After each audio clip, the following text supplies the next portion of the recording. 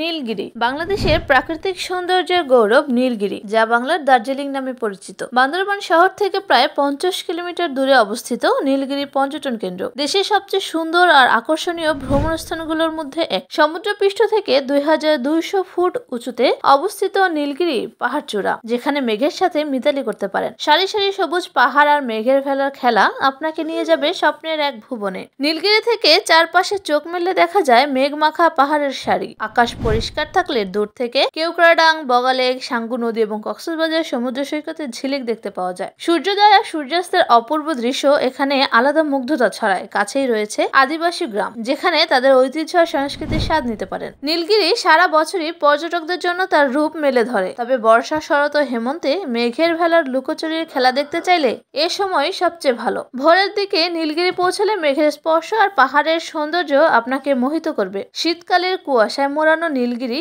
এক অনন্য রকম রূপ ধারণ করে। নীলগিরি ভ্রমণের পথ: ঢাকার কল্যাণপুর, গাবতলী, সাইদাবাদ থেকে এস আলম, সৌদিয়া, সেন্ট মার্টিন পরিবহন সহ বিভিন্ন বাস সার্ভিসে বান্দরবান পৌঁছানো যায়। নন এসি বাসের ভাড়া 800 থেকে 900 টাকা এবং এসি বাসের ভাড়া 1200 থেকে 1800 টাকা। সময় লাগে 8 থেকে 10 ঘন্টা।